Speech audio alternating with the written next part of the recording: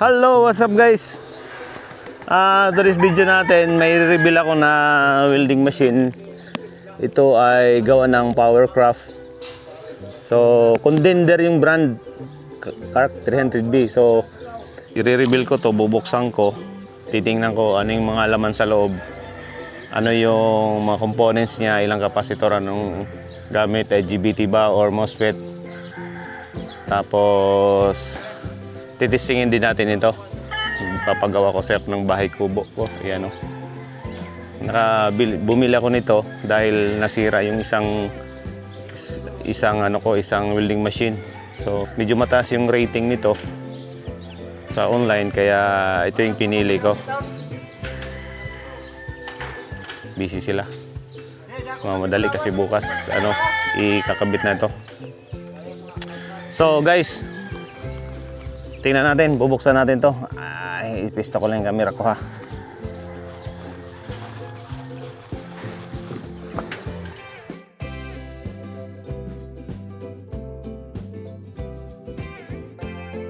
So, ito yung box niya. Yan. Sa package niya, ito yung laman niya. Mayroon siyang positive wire. Maganda ito siya kasi threaded na siya, threaded, hindi plug-in. So maganda yung kapit sa pagdating sa connection. Tapos meron siyang negative sa ground. Manipis lang yun, pero pwede na rin. Malalaman natin to. Tapos siyempre manual. Di naman tayo nagbabasa ng manual. Yan yan. So ito yung machine gamit. So sa tama nga, Kark 300B Contender. So sa pagkagawa niya, maganda siya, makinis. Ito yung breaker niya, ito yung sa power on, power off. May fan din siya. Tapos 60% duty cycle. Ito yung mga terminal niya, threaded terminal. So meron siyang dito BRD na switch. Ito yung sa BRD, ito yung sa pag inon mo to, for safety ito sa gumagawa, nagwi-welding halimbawa, kasi minsan pagka nasa taas ka, hindi mo iwasan makuryente ka, mahawakan mo yung positive. So hindi ka makuryente kung naka-on itong BRD. Ito yung bagong technology ng inverter ngayon. Merong mga inverter ngayon walang BRD switch. So kahit mahawakan mo dun sa taas yung positive, hindi ka makuryente na naka-ground ka. Ito yung isa sa function na nagustuhan ko, yung BRD function niya. So ngayon bubuksan ko rin to. Tapos ito pa. Ito yung sampirahin niya. Ito naman sa Arc Force. Ito yung sa Arc Force, halimbawa tumaas ka na ng mga mahaba na doon sa basic niya na length ng positive wire niya, yung sa may rod, ano ba tawag doon, yung mayroong lalagyan ng rod. So kung medyo mataas na mga 10 meters ka o lumagpas, meron siyang Arc Force na i-ano mo lang to, i-adjust mo to para yung quality ng welding niya andun pa rin, hindi nagbago. So ngayon bubuksan ko to, titingnan natin ano yung nasa loob nito. Pasensya na ka na, Contender ha. Hindi sa sinisiraan kita, gusto ko lang ipakita. Tsaka gusto ko rin makita kung ano yung nasa loob. Curious lang ako.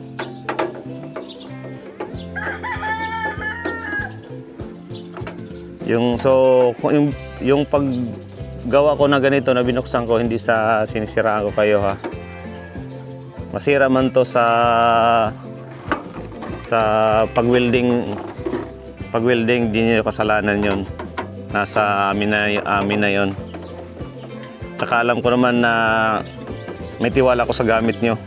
Maganda rin yung review nito at saka matibay. Makita ko naman sa quality ng gamit, yung pagkagawa. gaano siya ka maganda. Pagka yung gamit naka IGBT na, alam ko maliliit na yung mga pyesa. Punti na lang, hindi tulad ng MOSFET. MOSFET kasi maraming parts kasi low current yon, high voltage. Sa IGBT baliktad, high current, low voltage. Meron ding high voltage, high current.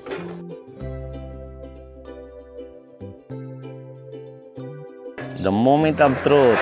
Ayan natin. So, okay rin. Malaki na yung board. So, tingnan natin. Tingnan muna. So, ito yung niya, components, sa mga components sa loob. Meron siyang dalawang rectifier. Ito, power supply to dito. Ito yung back converter niya. Meron siyang 4 na high voltage capacitor. Alam ko galing dito. Paglabas dito na ito sumasalo. Galing rectifier. Then, meron siyang dalawang bus bar. Meron siyang mga IGBT na gamit niya. Meron siyang 8. 4 dito sa kabila, 4 dito sa kabila. So, 8 bus, 8 IGBT. Okay, tapos meron siyang transformer. Then, kung kanina pagkagawa, meron itong PTC. Ito yung PTC sensor niya, gamit niya.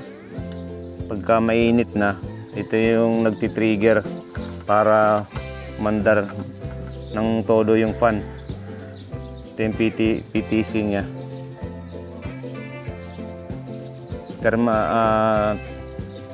Thermistor, thermal sensor. Ito yung PWM module niya. PWM module.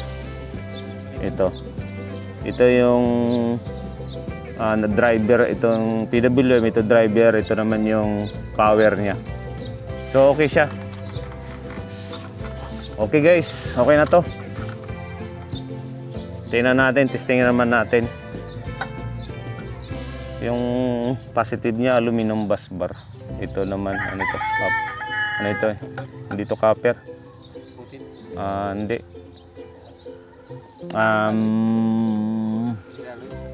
Brass, parang brass. Okay guys, balik na natin. Itestingin naman natin to.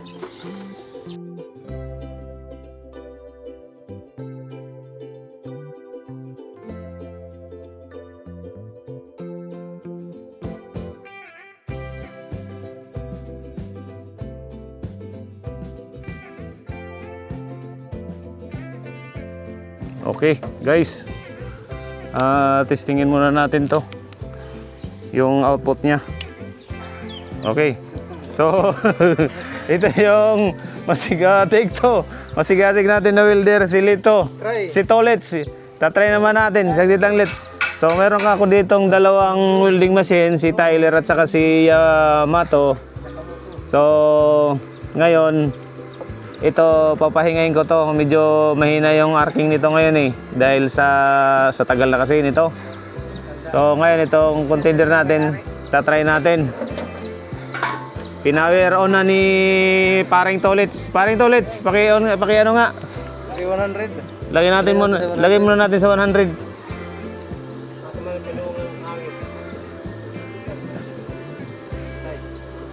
Yan, 104. Okay na yan, 104. Tapos nasa 50% ang arc force niya.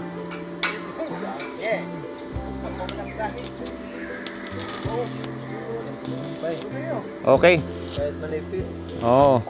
Kahit daw manipis, maganda yung luto. Maganda yung arcing niya. So, try naman natin sa cutting, sagad natin. Try natin sa cutting. Sasagad natin yan sa 300, tapos naka 100% yung arc force niya. Tingnan natin yung siminto. Yan.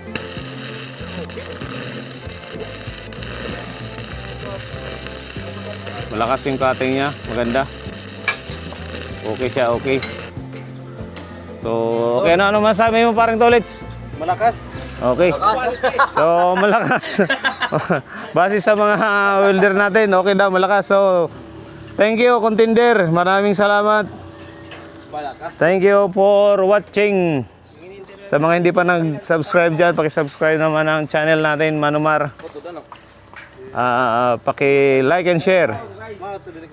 And then, paki-select yung bell button natin sa baba. So, this is our video for today. Maraming salamat. Thank you.